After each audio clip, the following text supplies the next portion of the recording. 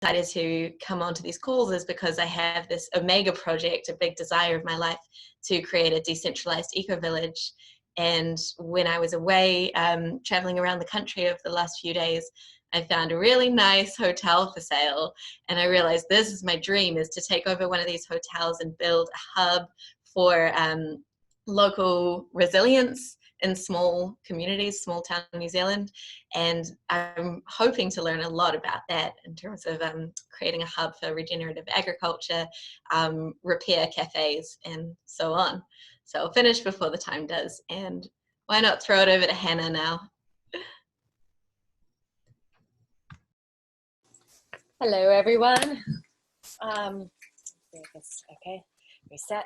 Let's see, yes, like Naomi and probably many of you, I'm involved in a lot of different projects. And my elevator speech today is going to be the first time I've really talked to a group of people about this one. It is a community-supported media project, like a CSM, our community-supported farm that you're probably familiar with. And it is a TV show that we can create now as we're all in our own homes producing different content. And it's called What's Next? A survival guide for the new norm. And I see this as like a variety show that is focused on good news and positive stories from around the world, and a way for regenerative and permaculture projects to infiltrate the mainstream and people who maybe have never heard of these terms, and they don't even necessarily need to through this. They will just hear great stories and positive things that give them a roadmap for the future that we're trying to create, and invite people to hold that positive view for the future. And so I'm going to be setting up probably this next week a meeting through the GRC to invite people who are media creators as well as podcast people to come, so we can all know who's doing what, and invite people to be part of this collaborative media project that I'm already talking to several people around the world on, and so excited to see how we can pull this all together.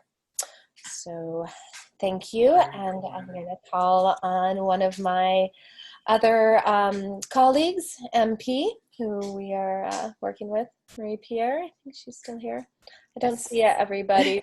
I know, only see us a long line of people. Thanks, Hannah.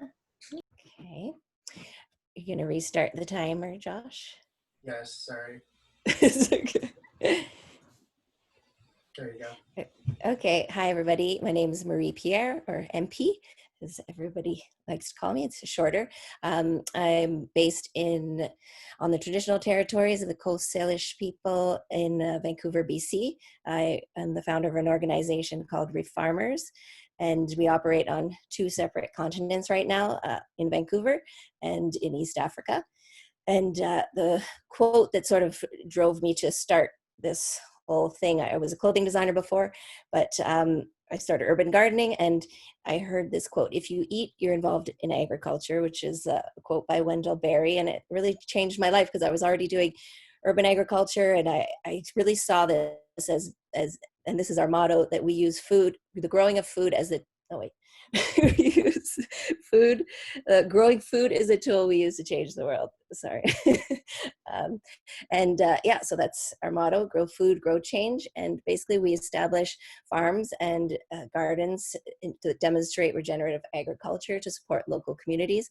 And we have a project going on right now in response to COVID-19, which installs kitchen gardens for grandmothers in a community in northern Uganda, where my good friend and our project manager lives. And we also have lots of grassroots initiatives going on in Vancouver, like a seed library and burlap sack gardens, which is probably what I'm going to do my MOKR on, because Hannah and I and some other people are wanting to really start this movement of tiny gardens and gardening in burlap sacks in the city for small space gardening. So that's it for now. So cool, so good. Thanks, Amy. Okay. Find someone to call on. Okay, Ray. Awesome, thank you. First off, I would just like to pay my respects that I'm joining today from the Wurundjeri people and pay my respects to the elders past and emerging. My name is Ray Miladoni. I'm in Melbourne, Australia. I, like everyone else so far, work on a lot of projects. There must be a permaculture thing to be busy, but productive and impactful. My mission is to create as many platforms as I can that can bring people together for collaborating, to discover new ways of learning, to create new solutions for a better world that we can live in. Because the world that I want to live in is one that everyone continues to stay sharp. I have a way of thinking of education of it being just-in-time learning or on-demand learning. So I think it's really cool that people can learn, unlearn, and relearn things on demand. So the platforms I tend to work with are more around education, because I do know that once we instill that education piece in someone, it's almost like a gift. We take it with us. And the beautiful part of that gift is that we can teach it to other people around us. So one of the main projects I work with at the moment is with Farming Secrets, and we help farmers who are currently farming the land using chemicals or non-natural ways to move more into this holistic, regenerative way of farming. So yeah, a quote that really stood out to me this week from someone, and I'm stealing it, is that is to reduce our footprint and increase our impact. So I'll leave you with that thought. Thank you, Ray. Do you want to call on someone else to do I can't see who's done, but let's see. Alexa is the name on the Zoom chat. Hi. So in a general sense, social permaculture is my thing. And I'm working with more kind of larger meta strategy, conceptual frameworks, and more in the realm of social movement type stuff. So I came up with the term biocultural corridor. And that to me is a network of camps, communities, and commons that form this land-based network, and it's kind of a new back to the land movement, where we could really put the emergent culture elements together comprehensively and really help to create more of a fresh foundation for culture design. So we could do whole systems design and really design from our level of consciousness and from the vision on down. So that distinguishes it from kind of the mass culture and mainstream culture is more of a kind of greening of the descending paradigm. And change tends to be these surface level paradigm modifications. Whereas this back to the land, network back to the land strategy will kind of allow more of a distinction, a bifurcation, allow us to make more of a quantum leap in cultural evolution. And it really, I hope, I mean, everything's out there and there's so many wonderful things going on. And so one of my ideas is that this could somehow, we could just kind of clarify the language and kind of weave ourselves together more coherently. So yeah, that's, and I kind of a smaller nested idea of a certified permaculture caretakers program, and that would train like single mothers, women of color in permaculture and place them as caretakers. And then there's both continuing education and shared resources so that all the parties involved get so many more benefits. And this is a way to kind of baby step into the larger idea of the biocultural corridor. And it's very timely right now with the pandemic. And so Alexa, we got 2 minutes, but I love what you're talking about. I'm excited to know more, and we're going to get into it, I'm sure, over the next few weeks. But Alexa, if you want to call on someone else, we'll get into another hot seat. Let's go with, get the names up here. Mariani, am I pronouncing that right? Yeah, Marianne. Close. That's good. I respond really positively to most versions of my name. So yeah, great to be here. It's always so exciting to hear all these wonderful people doing such wonderful things. So I'm hailing from Wellington, New Zealand. Naomi, great to meet you in this way. We should probably do this in person at some point because we got a lot of things in common. I have a background as an ecological economist, but I've also been the co-founder of a eco-village co-housing community in Vermont when I lived there. So got some experience there. At the moment, I used to work for academia in a more traditional sense, but I've kind of hopped off and go back to the roots, and I'm now exploring different projects and communities really, and sort of find the tribe that I'm finding in GRC quite nicely, I think. So looking for anything from, at the moment, I'm looking at a 62 hectare piece of land from mountains to sea. If that wants to be restored, how do you create a community around it? Maybe some kind of tiny house community that has the common idea of wanting to restore it. Also finding lots of groups that want to do landscape scale restoration. And last year I worked quite hard actually on regenerative seaweeds around New Zealand and get that conversation going in the seascapes, because we don't do a lot there, and I can already tell if we don't sort of get that conversation going, it's going to be done in the wrong way instead of the right way. So that's my 2 minutes. I'm looking forward to this discussion. Thank you, thank you. So it's Maran, right? Marianne. Marianne. Okay, we have Mariani too, and I think maybe that's everybody. So I can hear you. Can you hear me? Yes. Should I move it on to say Andrew? Yeah. Sorry, I just clicked on the Refarmers link. Andrew Francis. I'm working in the near Warrnambool in Australia, Victoria. I've got 20 acres in Jangwarang land. They're the traditional owners. It got wiped out by fire about 2 years ago, rebuilding it. Part of my rebuild, thinking, okay, what can I do to make better use of that? Partly because of COVID, and I've talked to people who are basically going to be homeless. And what can I do to make sure that it legally works so people can do tiny house farming? I can offer the land to people, because right now, if I did, it would be illegal.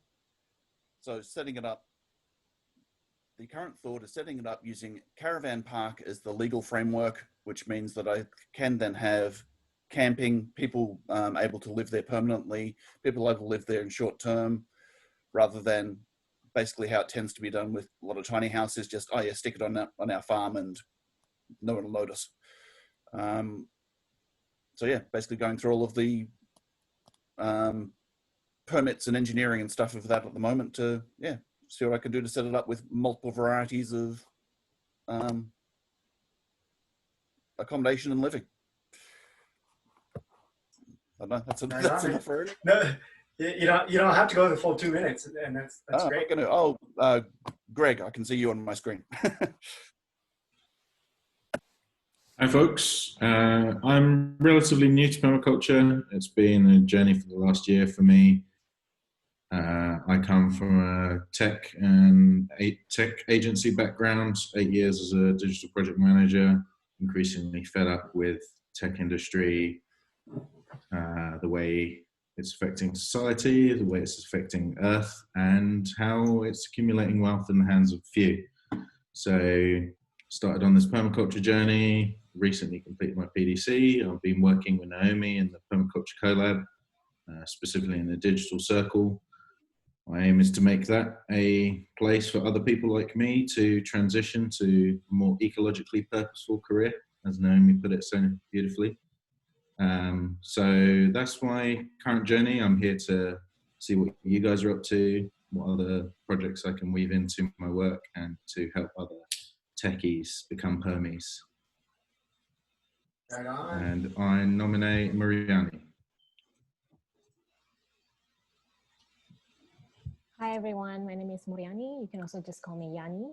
I am based in Toronto, Canada, which is the traditional land of the Seneca First Nations and Mississaugas of the Credit River. and other First Nations.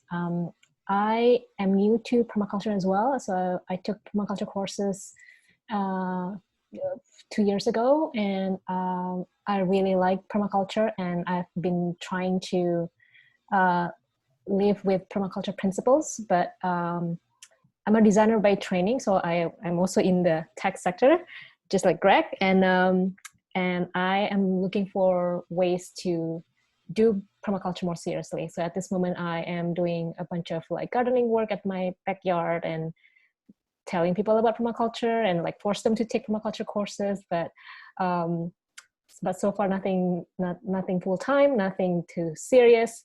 And yeah, I want to like learn from this group, and I want to get involved in any way that I can. And so hopefully I can contribute with my design skills. So thank you. Yanni, I have a feeling that's about to change. I think we're going to find some projects here in a little bit. I hope so too, Josh. Thanks. I'm going to nominate Jenny. Thanks, Mariani. Jenny here. I'm in central Mexico with the Grupo Ecológico Sierra Gorda.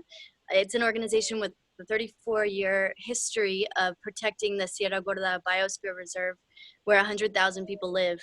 And they've gotten really creative about different ways of contributing to the communities here. And one of those is through permaculture and specifically doing agriculture that is putting carbon back into the soil and making carbon and water stockholds here in Mexico. And we're scaling up right now our projects. We work with the Savory Institute and are one of their offices here in Mexico. And then we are scaling up to do this kind of agriculture in about 13 states throughout Mexico through a big program with the UN Environment Program, through a NAMA, which is a nationally appropriate mitigation action for climate change here in Mexico, to bring regenerative agriculture to more states and make sure that Mexico is having more of a contribution in terms of offsetting carbon. So happy to talk with you all about our work more as we get to know each other more, but nice to meet you all. Thank you, and Jenny. I guess, Carol, have you had a chance yet to speak? Hi, thanks, Jenny. No, I haven't yet. Hi, I'm Carol Hayes. I'm based in East Central Illinois. I'm a home of the rightful tribal owners of the Fox and Peoria tribes. I am a systems catalyst, I guess I would describe myself. I've worked with systems for over 20 years, from federal down to local systems.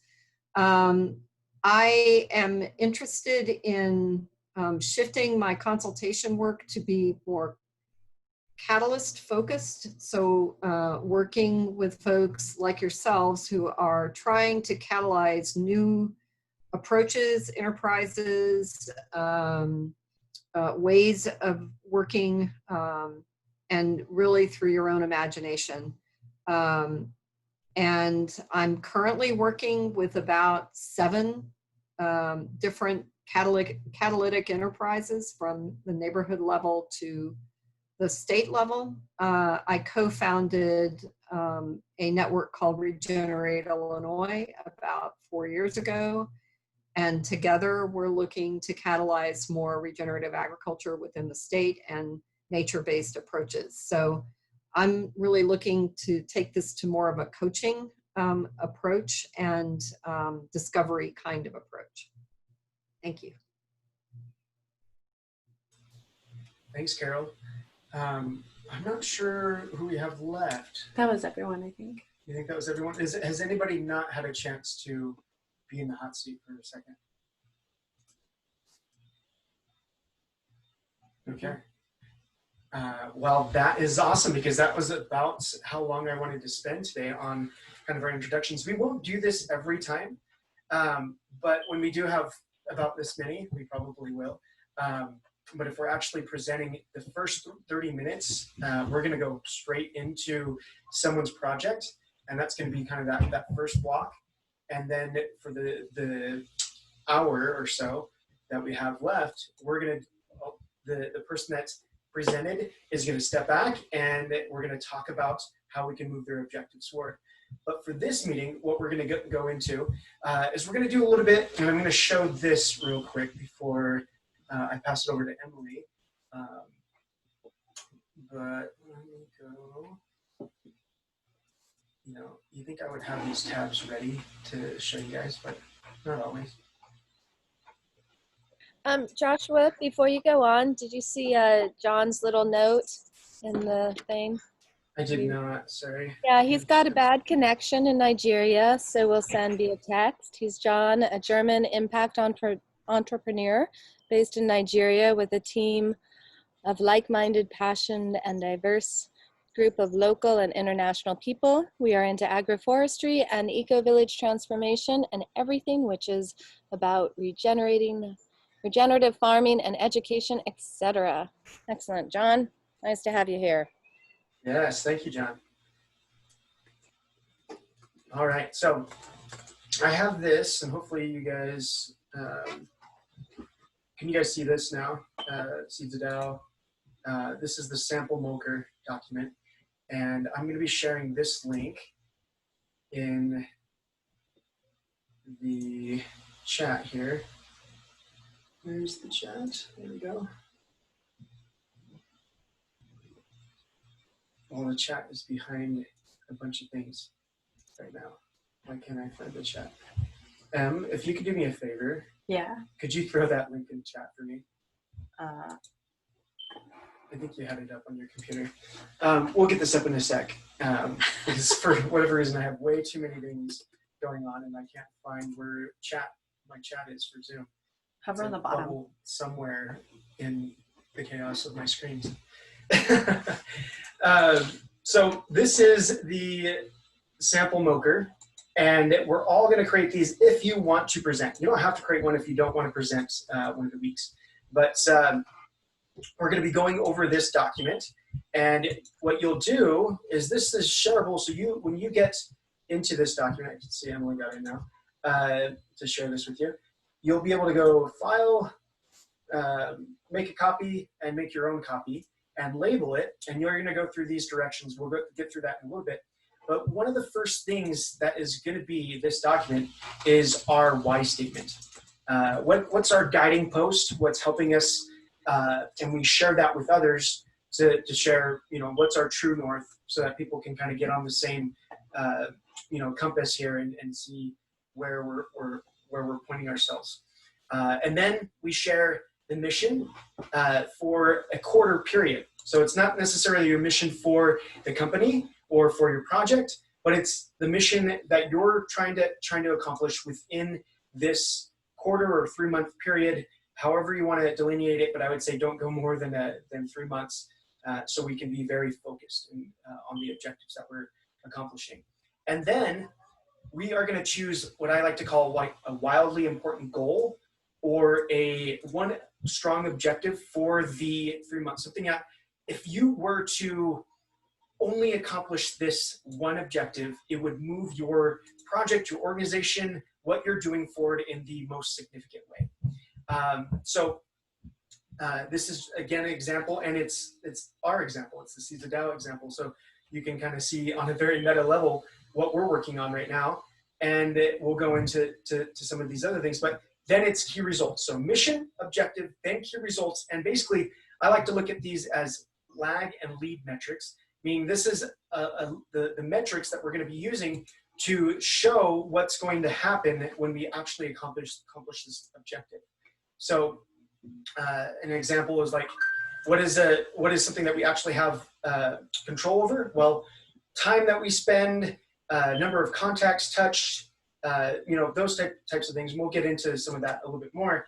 But we're going to start all the way up at the top here, of the document, on why statements, and talking about this little formula and how we can kind of create that real quickly in a you think you can do it in like 15, 20 minutes?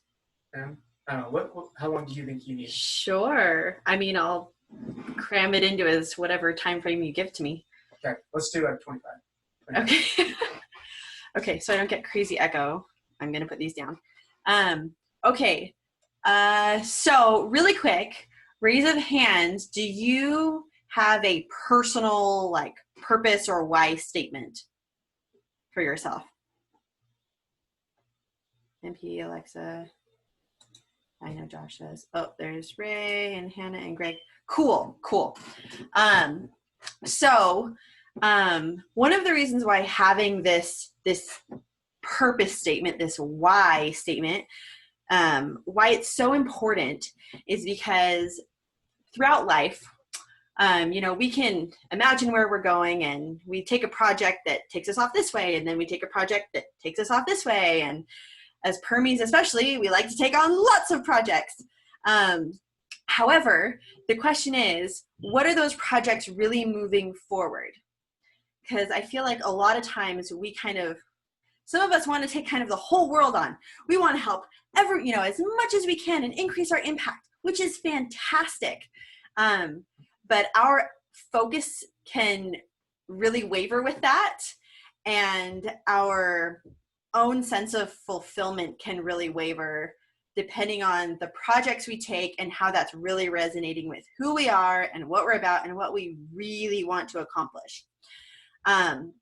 So the why statement really boils down, it's regardless of whatever role you fulfill. It's not because I'm a mom or because I'm a homeschooler. I'm saying all these because these are the roles that I fulfill. It's not because I'm a businesswoman. It's regardless of any role. What is my big contribution that I want to make in my life? And what is the big impact I'm trying to have? And we want big words that light our soul up. For those of you who have not gone through, or if you don't have a kind of a phrase that you just really latch onto, that's like your personal inspiration, personal guidepost. If you've gone through our free little Dreamcatcher mini course, it goes through kind of your history and looking at why you did things to try to boil down like your big contributions you're trying to have and your big impacts you're trying to have.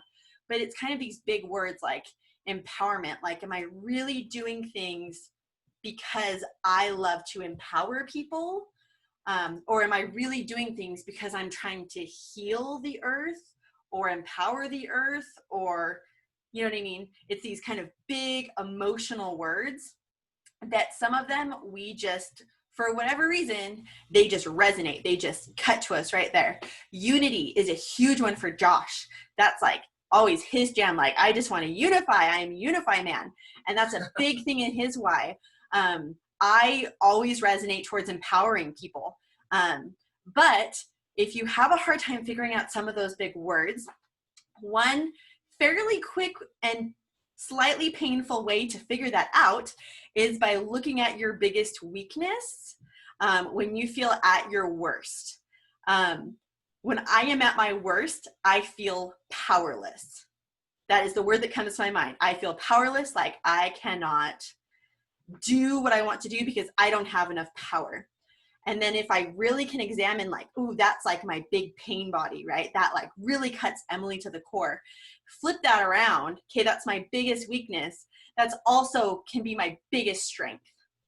If you struggle from really feeling that loneliness and wanting that community, if that's your big weakness, flip that around. Your biggest strength is being a community builder and banding people together, because that will not only create a way that you can get more passionate because it's so vital to you and just the fabric of who you are. It'll help you move you forward, and it's like your kind of natural gift. So it's always good to kind of take a look at what you're doing, what you have done in the past, why you did it, and try to find kind of these common threads between your different projects, between different experiences in your life. Sometimes to find them, you don't necessarily look at projects, you look at like crazy experiences. For example, when I was younger and my parents weren't married and I had to bounce back and forth between their houses, I felt powerless, constantly powerless. I had no say who I was living with. I just felt like I was just buoying around, and that developed into Emily feels at her worst when she feels powerless. Then again, I feel at my best when I am empowering myself and empowering other people. So finding those common threads is like super vital important, but it is so important to identify that before you start projects, before you start your big missions, right? Because we want our missions to work with our strengths to help to be, you know, more fulfilling for ourselves, because if our cup is full, we can fill other people's cups. If we're constantly doing things that don't resonate, constantly saving the world, but for all the wrong reasons, our cup is going to get empty. And when we have empty cups, we crumple them up and throw them at people. And it's not good. And we're not positively impactful at all. You know, we have to strengthen ourselves to be able to strengthen others. And one of the ways to do that is by making sure that we have a really solid why statement, and then kind of using that as a guidepost with the jobs we take on, with the projects we take on, with the roles we even take on, that type of thing, and just using it to check in every once in a while. Is this resonating with my why? Am I really moving my why forward? Because if I am, I can increase my impact, because that's like my secret superpower is my why statement. Is that making sense? Kind of get head shake? Yes? Okay. Why, cool. Why is a personal thing? So kind of a basic. Wait, Andrew has something to comment on. I'll put these back on. Why is to do with you yourself? It's not to do with the project? Correct. It's regardless of your project. It's regardless of anything. Regardless of, it's just your like. But it connects to everything, right? So and so we're going to start with why, and then we're going to get into the mission, which is regarded, which is a part of your project, and specifically for the 3-month period that you're working on at your project or your business, right? It's our true north. It's our guiding post. Yeah. So like, okay, I'll give you an example. Okay. So the formula would be to give a certain contribution so that you have this certain impact, and you can apply this to anything. So if my personal why is to empower so that I can build community as a mom, I know that my superpower is not necessarily coddling and healing. I wish it was sometimes, but my superpower is empowering my kids. It's empowering my kids. When I am mentoring a client, my secret superpower is empowering them to help not only build my community, but help them to build their community. As a businesswoman, how I go into everything, if I can use that guidepost, is this empowering not only the people around me, but is this empowering to me? That just like gives me that extra bump. Does that make sense? It's regardless of what you've got going on, because it will stay constant as projects come and go, goals come and go. But it's a good guidepost when you're setting goals to make sure that it's fulfilling that way. Does that make sense, Andrew? Yep. Cool. Okay, so we want to make sure that our why statement is not super long and can be convoluted. It's not a list of all my personal values, right? Like a laundry list of things. Like we want it short and to the point and powerful, like really condensed, like a reduction. So one way that we can do that is to have this contribution so that you can have this impact. So for me, it's to empower those around me so that I can build greater, stronger communities. Let's see. Is there anything else you wanted me to cover? What time am I? I think you're good. We can, if you actually go on to, if you want more kind of training, if you're having a hard time, because sometimes it can be hard to come up with the list of contributions and the impact and really try to figure it out. We do in the mini course, the Dreamcatcher mini course, which is a free resource that we have on our website, seedsofdow.com. You can get on there, and it's actually, I think, I don't know, I know Ray's gone through, is it like 4 hours or something like that, Ray? Or I don't even know. I think it's 3 hours. I'm not sure. I double speed everything, so I'm probably not a good judge. It was like 30 minutes. It's like 30 minutes, yeah. But yeah, great way to really get that why statement figured out so that you can use it as, I use this as an affirmation. I use this as a way to help align myself, especially right before I get into something like a MOKR where I'm figuring out what I'm going to be doing for the next 3 months and accomplishing a goal that's going to be helping me to align with what I personally want to do, my purpose and my why. So this one, you could do this as a group, or if you are working within a group and want to accomplish something within the group yourself, you take this through on a personal level, or if you want to do it together, that's totally fine. But you guys got to come together on a focal point together. So right? For example, Josh and I have our own personal whys, which are different. They are mutually exclusive, but we have a why statement for our business. And we have a why statement for our family. But they satisfy both, but they are a different animal of themselves. Right, right. And they are collectively a part of our personal lives moved into that. Mm-hmm. I mean, that's something that you can learn if you're a big Stephen Covey fan, 7 Habits. He kind of goes into creating a mission statement or value statement that's very similar to, that's a group mission or value statement. But for this purpose, that's going to be our why statement. And are you? I was just going to say, because it looks like quite a few people have a good foundation with our why. If any of you feel totally lost with this, I'm like, I have no idea. I don't know if I can figure this out on my own. I'm going to open the invitation. I love helping people find their whys. That's my one of my favorite things to do. So if you feel like you need extra help, I'm willing, if you guys want to email me, emily@seedsofdow.com, we can set up just a one-on-one. It usually takes me about 40 to 50 minutes, and we'll go through a bunch of stuff and be able to condense that so you have a really powerful why. Just throwing that out if you feel like you need that. Very cool. And I've seen it, I've witnessed it. It's so cool to see that she can get so deep. I'm pretty good at it, I'm just going to say.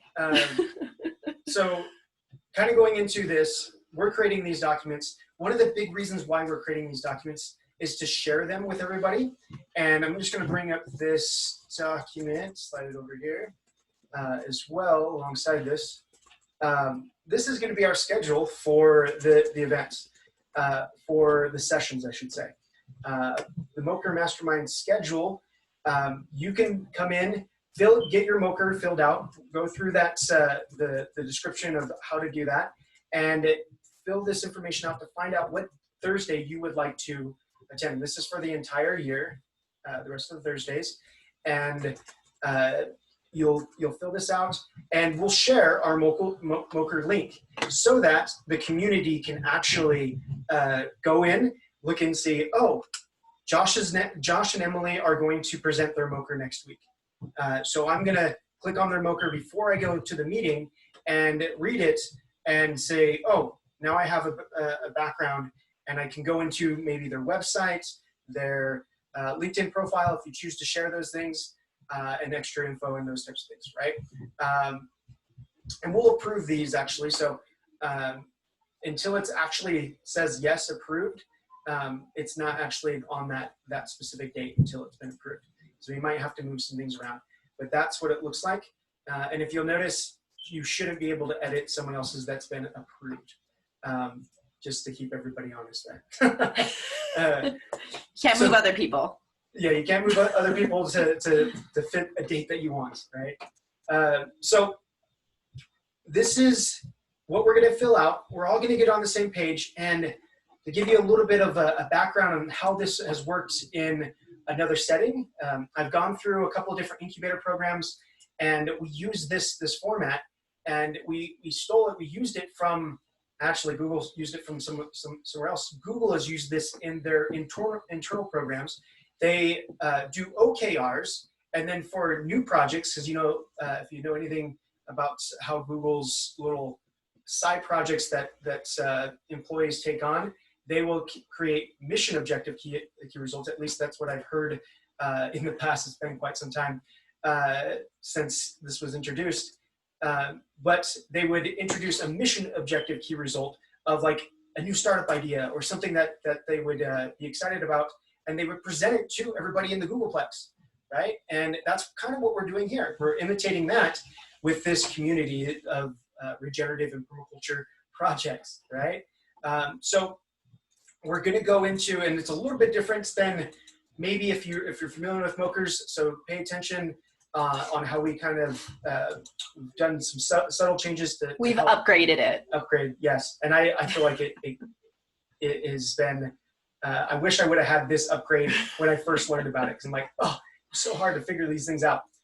So the mission mantra that you're going to create is actually something that's, we have a formula for, similar to your why statement.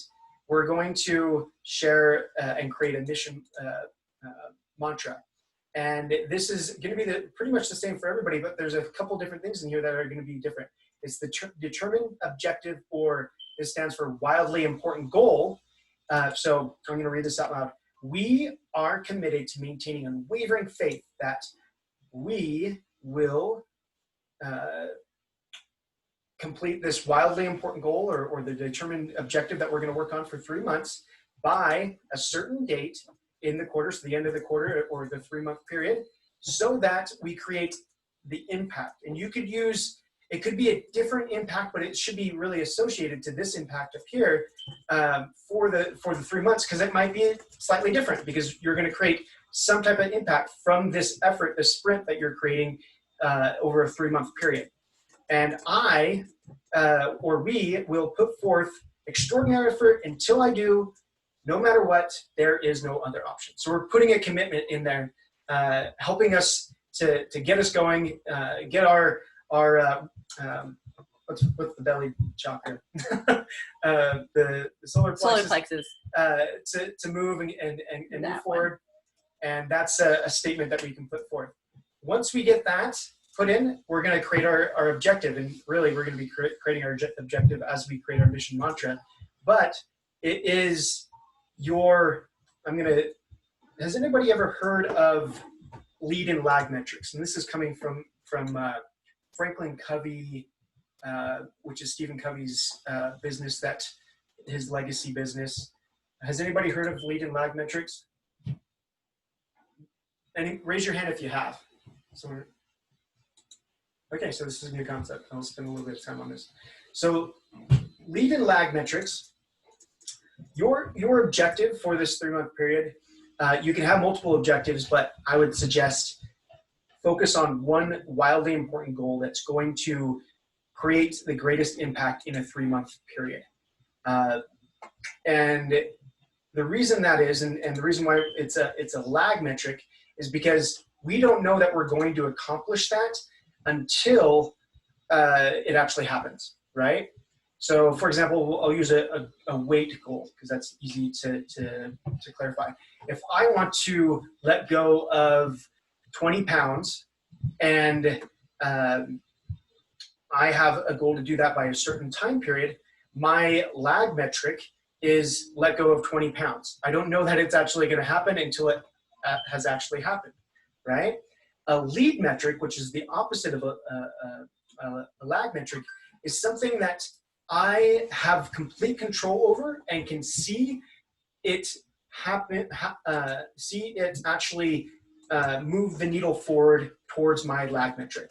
So things like how much time you're spending on your projects, how much, if you're trying to get for sales, you have how many people you've contacted. You have control over those things, right? You have control of your time. You have control of what you do with your time. So you figure out those lead metrics. And so for the losing weight or letting go of that 20 pounds, the lead metrics, I should say, would be, did I track my calories for the day? Was I was I in my calorie zone? Did I work out? Those types of things I have control over, right? So you're going to define what the lag metric is. You're going to have probably one lag metric, maybe 2 or 3, probably no more than that. And those lag metrics, you're going to have one main lag metric. Like, for example, ours right now is to enroll 125 Pando Academy students.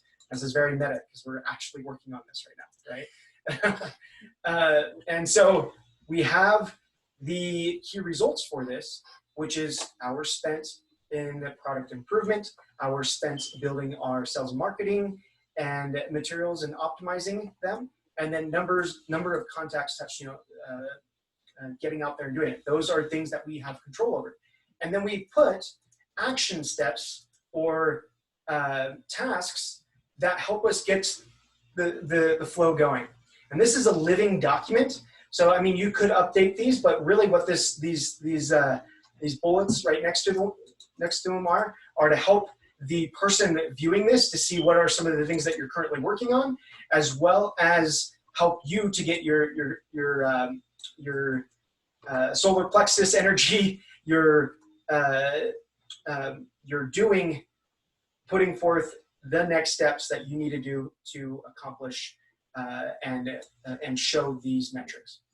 All right, so let me just a show of hands if this is making sense to you, you're understanding it. Any questions?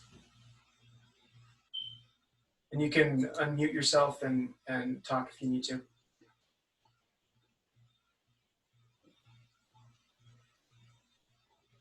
Okay, cool. Hold on.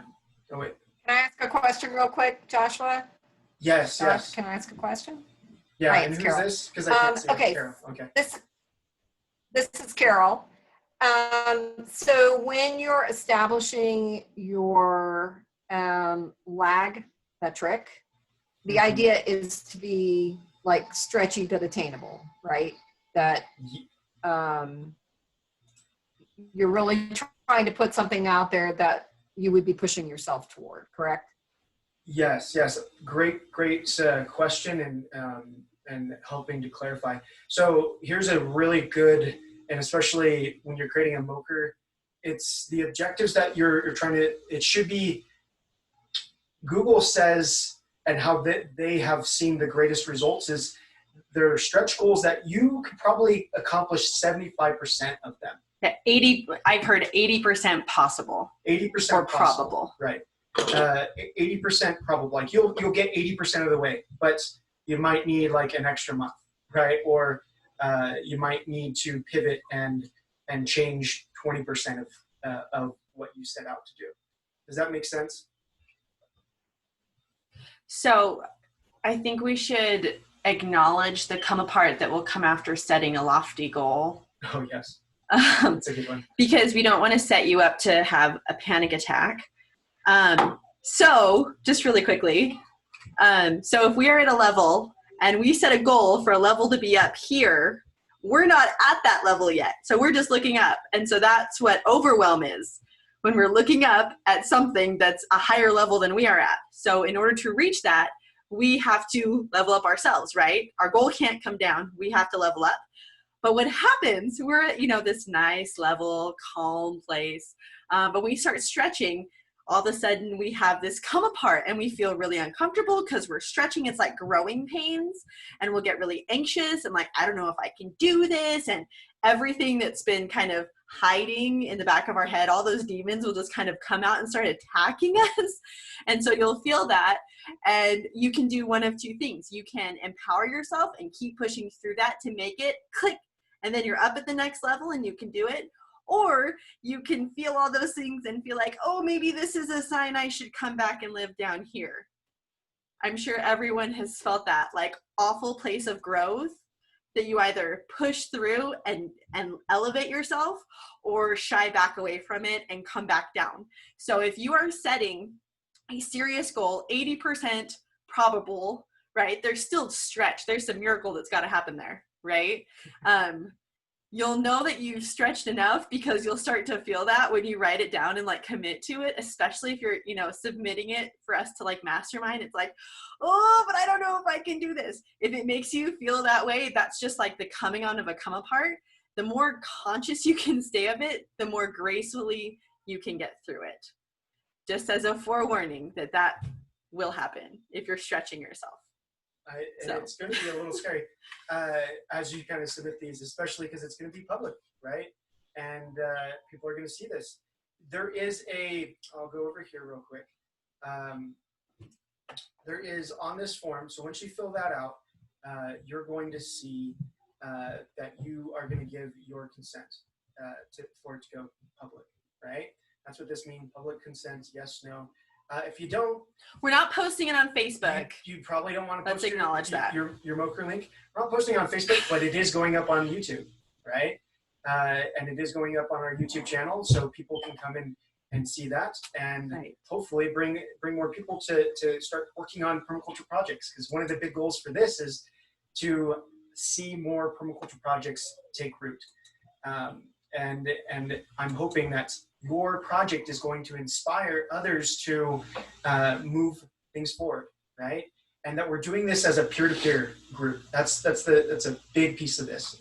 This is not, I'm not going to be the one dictating everything here. I mean, there's going to be a few meetings where we have experts come in, and if that's what we feel like we need for that week, right? And we all agree on those types of things. And this is kind of a rolling, living and breathing project, and this is a living, breathing document for you, and this will change. So as you submit it and you share that link, I also want to make sure that you share it correctly, right? So when you go in, and just like you're going to make the copy of it, you'll go into File, you'll make the copy, you'll change the name of it, and it actually shows you how, and we're going to go through this now. So how to submit the MOKR.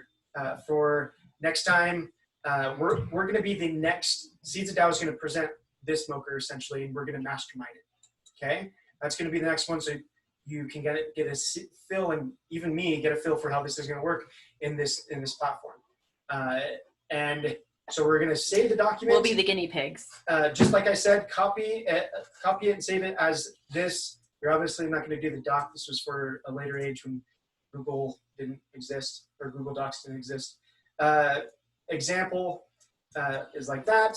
And then remember, do not change the font, format, or layout of this. It'll get really, really hard if everybody has some really cool fancy font and all sorts of really cool things that we're looking at. If we're looking at a bunch of these documents every week, if I'm looking at your MOKR, I want to make sure that it looks very similar to the one I just saw prior to that, right? And that's for reasons. Submit it by email to me. I have my email here, so I know that it's up. Give me the link, so you can put it in here in this document yourself before I lock out that part and actually set it up as approved by an admin. But send it to me so I know to go and look at that document, right? You're going to put it, subject for that email is going to be MOKR Mastermind. So I can just search these. Even if I have a ton of email, I'll try to search these daily, or Emily will try to search these daily as they come in. So we can look at those MOKRs and let people know. There is a Slack community around this as well that you can sign up for right here at Seeds of Dow. Whoops, I thought I knew what I was doing.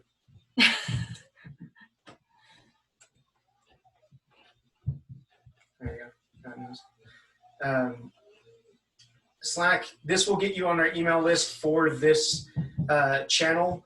And once you get into the channel, I just created this race. So if you're wondering where that channel is, it's because I just barely added an MP and some of the other people I know. Gosh, too many things. Have everybody's faces on one screen and I can't find out how to drag it to the other side. There we go. Where's this Slack? Where did Slack go on my computer? Sorry, guys. Please forgive.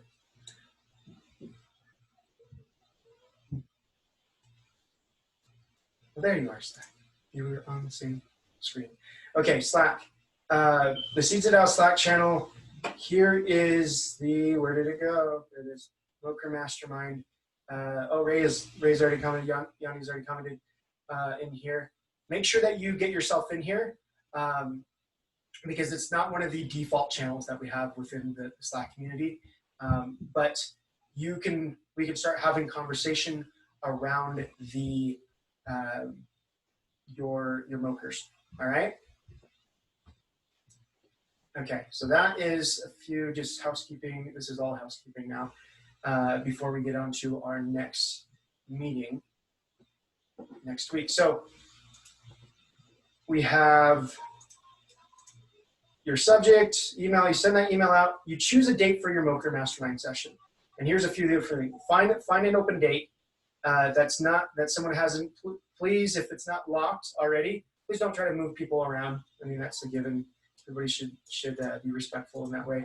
Fill out your name, email, and phone. That's all required. This one's debatable. If you really don't want to give out your phone number to the group, to the community, that's totally fine. Chances are your number is probably public if you're in this Slack channel, and put your number in the Slack channel.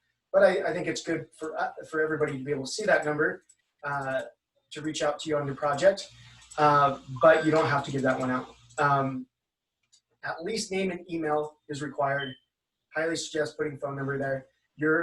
Give your consent if you want to be in the mastermind session to be viewed publicly, which means we're going to put it on YouTube, and that your MOKR Mastermind, your MOKR document is going to be available for people to look at. All right, and if not, just say no. Add the MOKR doc link to the sheet, which is right here. You're going to put your link right here. And then I would suggest, if you have a website, put it there. Definitely put your LinkedIn profile. These are all up to you if you want, but it'll give people a chance to look at who's coming up this week, look at the profile, and any extra notes that you want them to notes or links there. And then I will approve it, or Emily, and we're actually looking at maybe having some other facilitators as well to kind of help guide us, because we might be able to do this in Europe or other areas and places as well. So if you're interested in doing something like that, this is the best time zone that works for me to do this weekly. Can't take too much anymore on, but if you know and can do a better time zone that works for Asia and Europe, that would be helpful as well to do this type of project there. Last little bit.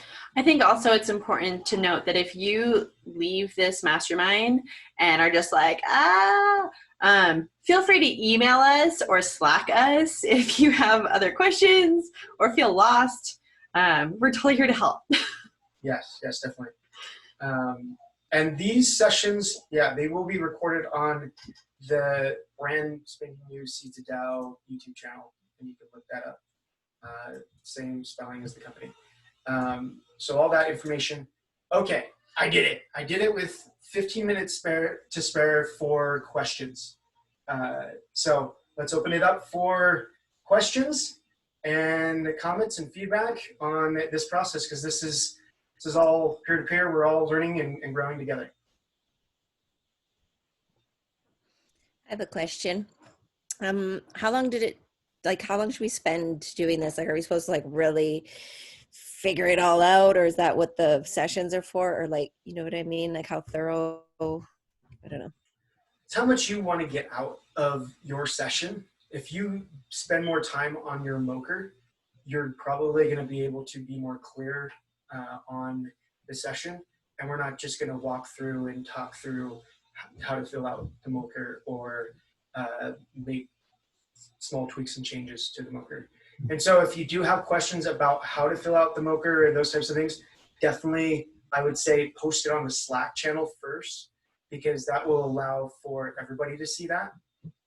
And I can maybe even, if several people, do a emoji or whatever to say that I want to know more about that as well, I can do a quick video and post it in the Slack channel. I would suggest going through that. I would suggest spending enough time to where you feel comfortable presenting for 30 minutes on it. right? Because you want to be clear and concise. And you can easily go over 30 minutes explaining your project, right? And if you do that, I'm going to do the same thing we did with the 2 minutes. A very great exercise for us to do is when we get to that 30 minutes, it's like stop, stop, stop. Everybody else gets to start to open and talk about it. If you can be really clear and concise in 15 minutes to where people can understand it well enough, your project well enough, then we can spend more time masterminding, right? I think it's also valuable as you go through it to identify your biggest obstacles with it. Because then you can be like, here's what this is, but this is really where I'm struggling. So we can just like laser focus that to be most helpful.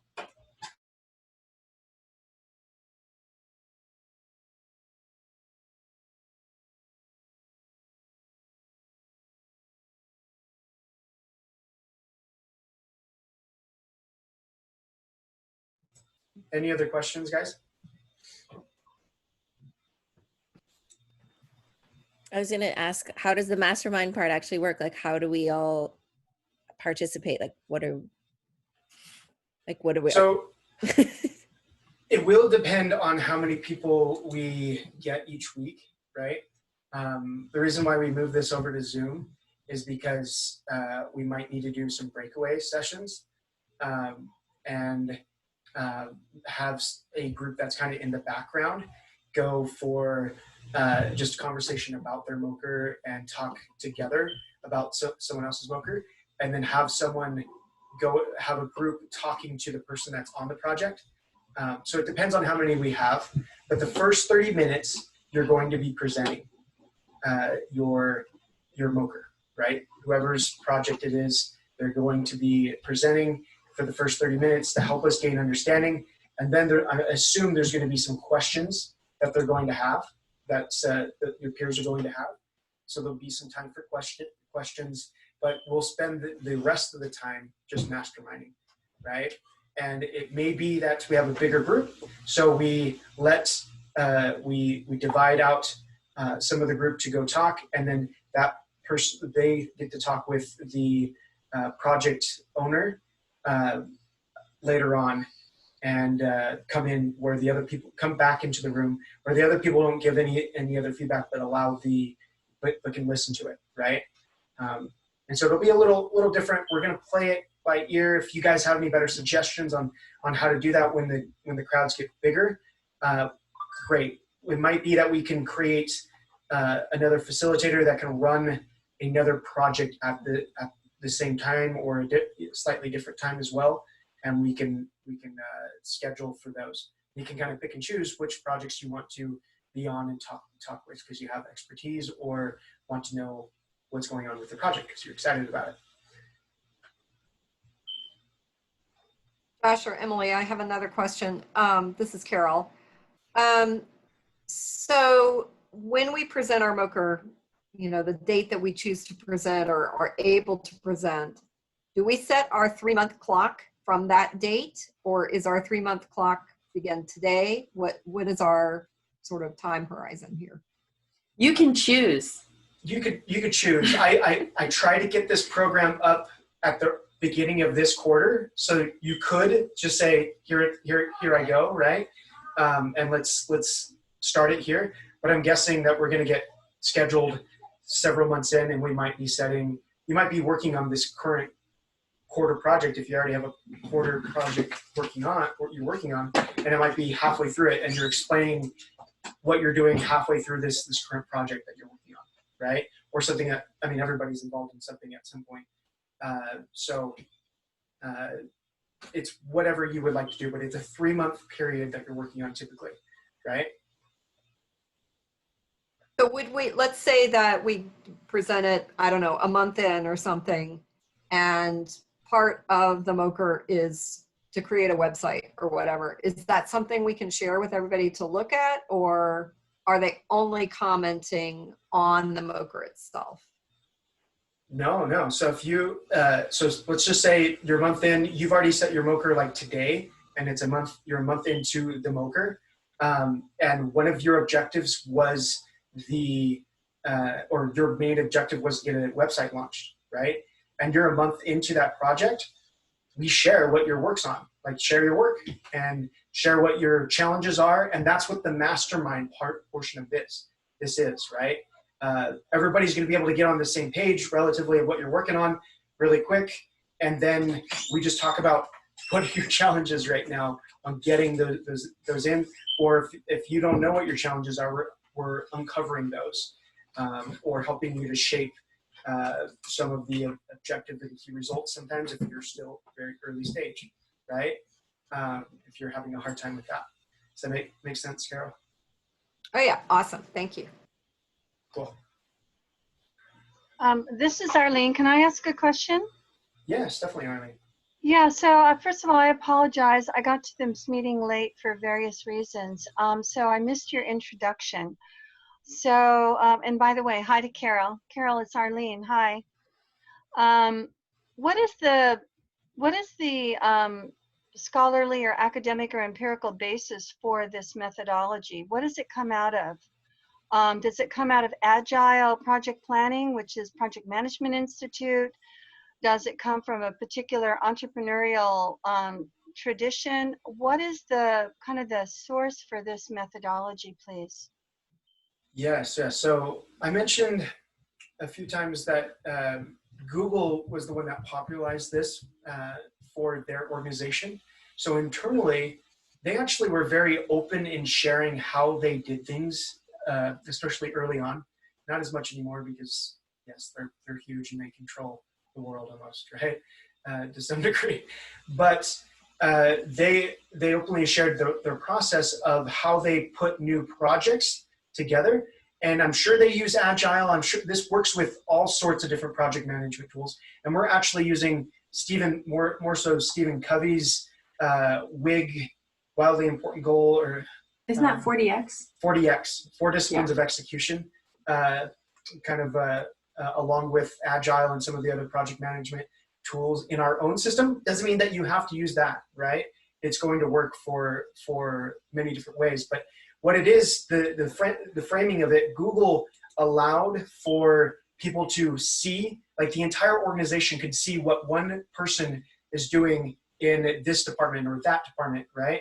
And then if they had a startup idea, because they had their little things that they could work on their own, they would do mission objective key results. They would typically do OKRs within their departments, and then the departments you could see and share on their intranet, everything else that's there. So that's kind of the framework where it comes from. They are very data-driven, a data-driven organization, and I know Microsoft has used it. Intel, a lot of different companies have used this process. Really, what it is it's to allow the feedback and openness of getting feedback from your peers, right? That's what it's meant to do.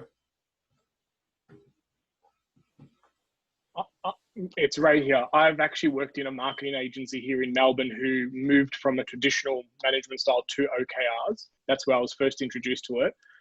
And at first there was a lot of resistance, but it kind of turned the business model upside down because this takes a bottom up approach. So instead of management coming in and saying, this month we need to hit 100K, it says to the staff, what do you feel like you can do and achieve? And what happened is that everyone within their own self-power put a target, which then actually equaled 250K. But then everyone owned the goal, everyone created it themselves. So it was within and out.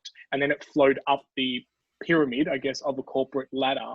And what it also did is that transparency piece is that everyone could see, oh, hang on, I want to hit this goal. That person there wants to hit that goal. We're in a similar kind of lane. Let's work together and smash that out of the park.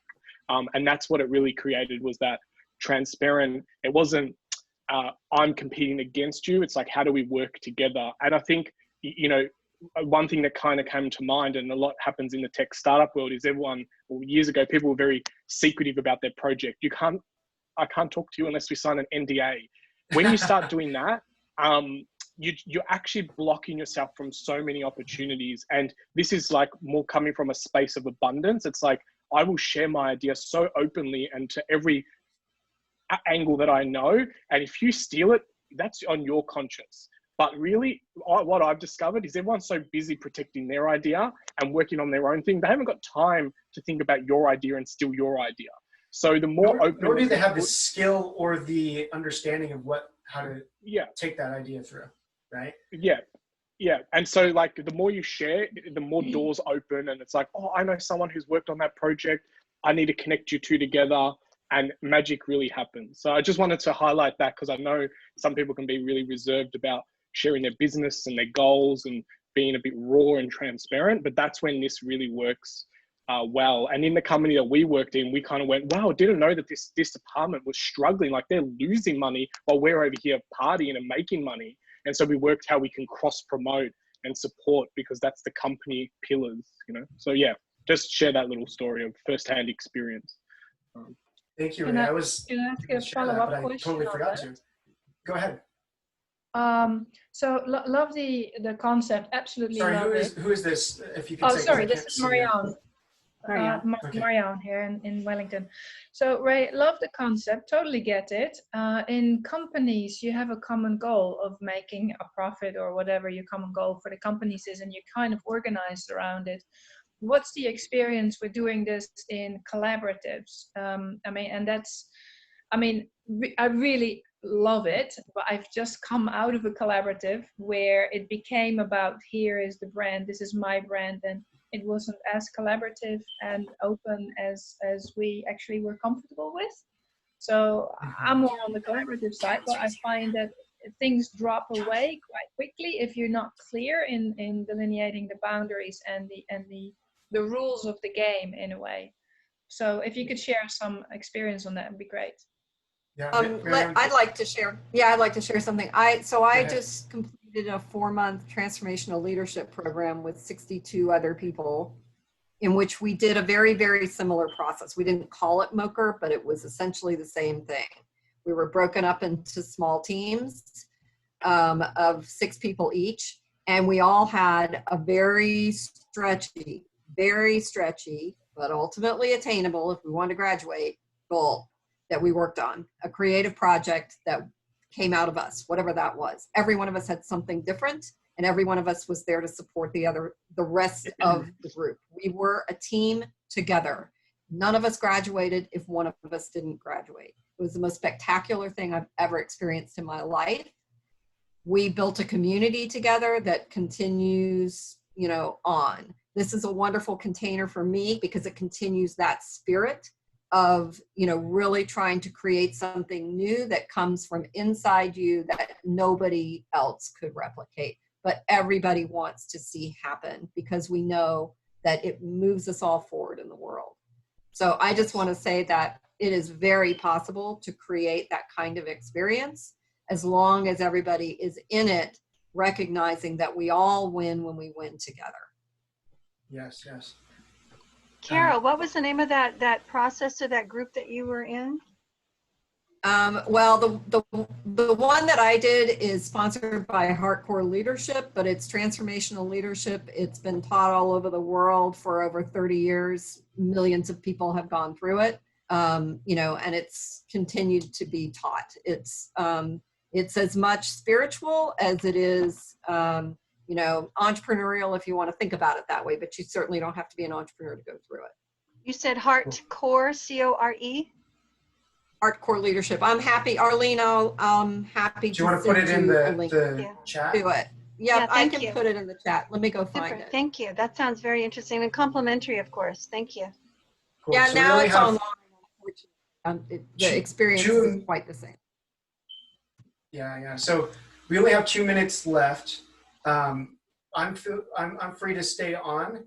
Emily, we have 4 kids in the other room that are just watching stuff, and we don't like to do screen time. So Emily's gonna probably have to dodge. But if you guys have more questions, feel free to ask, and I will stay on for 20, 30 more minutes if we need that to answer questions. But yes, this is Carol. This is going to be like an ongoing. That's what I would hope, because I have gone through several of those type of programs before, where I got so close to everybody. We had friendships, and I moved the needle forward. I actually a lot of times would get in get involved in someone else's project, and I'd actually start working on their project instead of my own startup. And there's just amazing things that can happen. So really, really cool just to see that. But one thing that I noticed is I always wanted those things to keep on going, right? And so this is going to be ongoing, but there's going to be some other additional things that I'll mention as the self-promotion side of things for Seeds of DAO that we can get involved in that are a little bit more closer cohort oriented if you want that for a certain extent. And there's also going to be private mentoring. We do have private mentoring. That's basically been our bread and butter since we started in September. And then we do have the Pando Academy course, which Ray is our first alpha in that. And then we're actually like officially hard launching this month with the Pando Academy, which is a more in-depth, I can't remember how many hours we have into that yet. And I actually have to figure that out, but we're so like much. Several hours in. Ray's like probably a quarter of the way done with it. And there's a lot of material there, a lot of great stuff. Ray, if you want to say anything. Oh, he gave a thumbs up. Oh, cool. Yeah, no, it is very well done. I've really enjoyed it. I got to that point where I was like feeling too far behind, but I've been slowly catching up. But yeah, no, it again, and I like the activities. When I lent a printer because unfortunately, like with some of the workbooks, I want to physically write it and journaling and all that. So I've literally set up the printer the other day, printed the first workbook, and I'm going through the process of pen to paper. I think it was one of Emily's videos. It's like, if you haven't done this, don't continue. I was like, oh, okay. So yes, use the workbook. Workbook's great, and she spent some really good time. She's the one that's designed most of the workbook. So that's some of the other resources that we have available.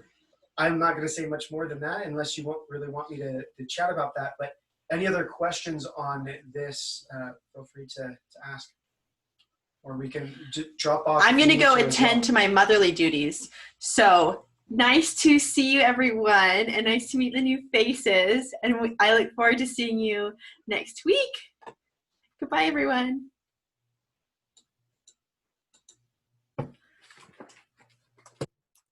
I'll stay on for a sec, Josh, because I want to ask a question. Or is there any, are we staying on, or are you about to go? Yeah. No, I'm here. Well, I was just looking at the lag metrics again. Because it's hard because your example is like not at all like what I'm going to do for my thing. So I just don't really, the metrics. So say for the stack. Sales one, what's, you're going to put and this is really good for other people to listen to this too. You're doing the sack gardening, right? Yeah. We're going to develop a website and we want to have a booklet and how-to manual and, things that people can print out. And so there's like a lot of different components. It hasn't started like at all yet, whereas your academy has started. So this is like a whole brand new thing. So you're starting off from, we want to make sure that you actually have something that is quantifiable, right?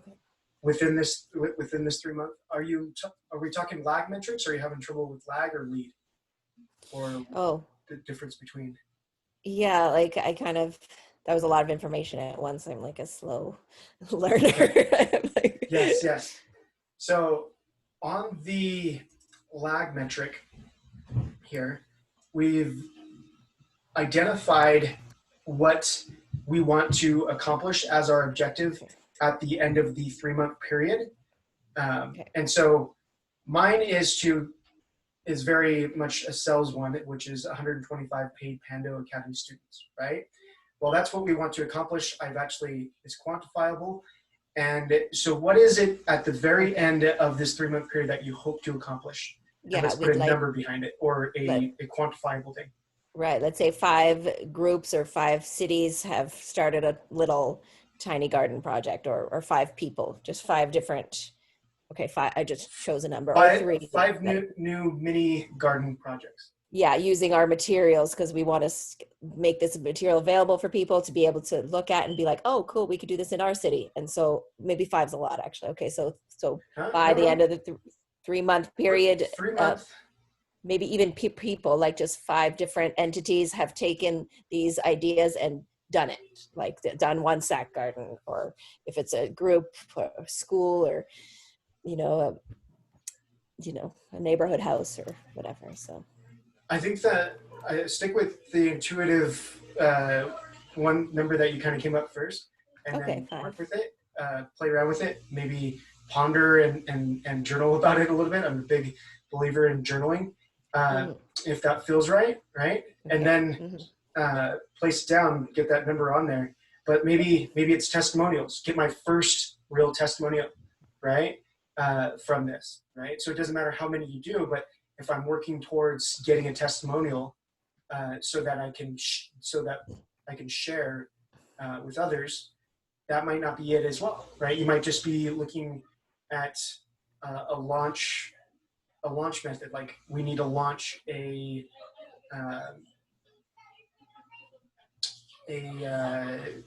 program. If you only have the bandwidth to launch it in 3 months, right? Depending on what it is and how much time and effort you're putting into this, right? We still want it to be that 80-75% arena where it is a stretch goal. Right? Oh, right. Okay. So, okay. Perfect. So, but it's entirely up to you, like what you feel you can accomplish. Okay. And then the lead are the ways that we're going to get there, like by building a website. So lead metric. So the lag metric is a quantifiable metric that determines that if I accomplish this, I'm done. That's 100%, right? 100% accomplished. And at the very end of this, we didn't get into this because it's on the back end and that's a lot of information to share. We will show the complete, when you put your date, I'm going to go back and we're going to share how much got completed with everybody else. That's a part of the MOKR system, right? Wow. So if you don't, it might feel a little weird doing that, but what it does is allow us to see if we were below, we know we set too high of a goal for ourselves. If we're below 80%. If it was like 100 and we started working on another project, then we know that it was too easy, right? We really do want to be within that 75 to 90% completion, right? For the MOKR. And so you'll set that. What is it that determines if I have accomplished this? And then the key result lead metrics here are things that are making this happen, but I have control over, right? And this probably is a little new to Ray because this is not the same way it's been done that I've been taught prior. But that is, you usually have control of your time, usually have control over different things that you do with your time, and you have control of different ways that you use your resources, right? And so if you create those key results, it is, I'm spending hours spent in product improvement for this course, right? For you, it would be something like hours spent doing, and so you want to be able to track your time. I use like Toggle or something like that. Or how many calls you're reaching out to people to figure out this. One thing could be you could create one that's a survey, right? So you know what this product is. It could be one of your tasks, but I'm reaching out to this many people to create a survey to understand who is going to be interested in this, right? And are we supposed to use these headings, or those are yours specifically? Are we making up our own? Like we're supposed to use number? You're changing these, right? Changing I should have these. mentioned that. So you'll change this to your key metric, right? Okay. Your key result metric. Kind of like milestones, stepping stones to get to the goal. Is I kind of try and visualize this as like building a house. Like the lag goal should be like, what does success look like or feel like when you're there and it's kind of complete? So I want to build a house by Christmas, so we can move in and host our first Christmas in this house. The lead metrics is how do you feel like this house is actually going to be built by that time? Is the builder appointed? Is the slab down? Are the walls up? Is it at lock up? You know, they're the milestones to get there. And if one of those lead metrics isn't being delivered, you know you're not going to make. It's kind of like prevention over cure. It's like, how can we prevent that goal not being achieved? Because we know, oh my God, we haven't appointed a builder. We can't build a house if we haven't appointed a builder. So that's kind of like the critical path of success. And to your project as well, you mentioned that you haven't printed the collateral yet. Is that correct, MP? You're trying to mean, yeah, we don't have any materials yet or anything. Yeah, and so can it be successful to sign up people doing the gardens if you don't have the collateral? No. Yeah. Right. So that's like a stepping stone. But I'm also mindful is that it's very hard to get 5 if you don't even have your collateral. So your lag metric might even be having all your marketing collateral completed. Yeah. And that's a lag goal.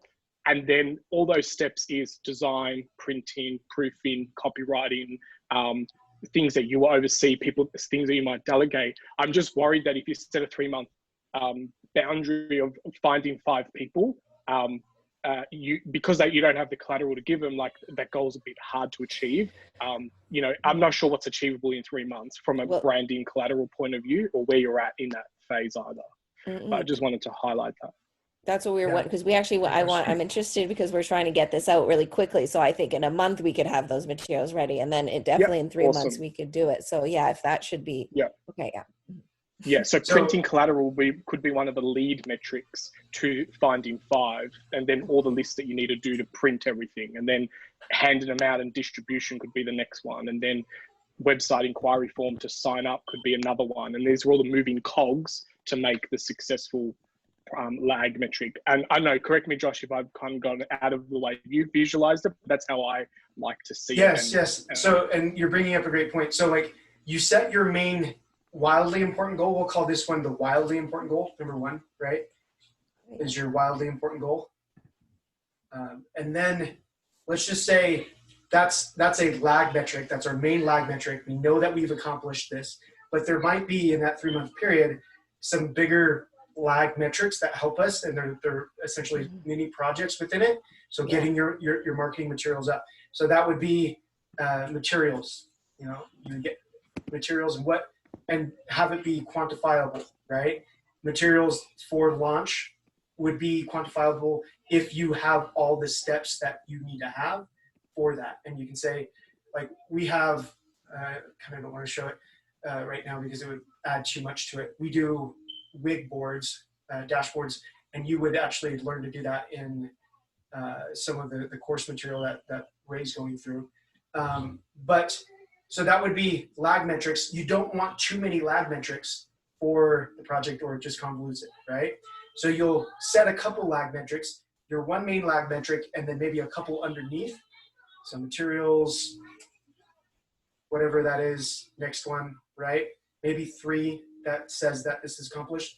And then the lead metric would be, oh, I have control over this. I have control over the hours that I spend doing something to accomplish this, right? So I will do that. And then here's some tasks that are gonna help me to outline what I need to do and get me going, right? Is that making sense? Carol, MP, Ray, is that what you were thinking as well? Okay. Yeah. Great. Yeah, any other questions in relation to that? We'll delete these. And I can make this document a little bit more clear with definitions and notes as well if you need those. I'm gonna do some extra videos for you guys on this. Do you want us to go or wait for you? For books? For Turley's. Oh, Turley's just okay. I said stop. Sorry. I'm going to sign off, guys. I'm really excited about this. Thank you for setting this up and providing this container. Yes. I can vouch that containers like this can help you do amazing things, MP. So I hope that you're excited about it. Yeah, Okay. I'm Yes, really I'm excited. so I want excited. to go first. Well, after you guys, because me and Hannah are really trying to launch this thing, and it would be great to have your help and all that. We're just kind of like, we were actually this morning, 2.5 hours yesterday morning from 7 to 9. She's an early bird too. And so we're really working on this. So this is perfect. I'm so glad. Thanks. Perfect. Nice to meet you all. I'm going to Good to have see to you, head to Carol. everyone, but yeah. Bye, Sign everybody. off. Great. See You you, have a see you, thing at Ray. 6. Thanks, Josh. I'll talk to you later. I might ask you more questions later. Okay. Make sure to get into the Slack. I think I already added you to the Slack channel for this. Yeah, interview, yeah. so- okay. I'll I see you have there. it. Okay, bye, Josh. Bye.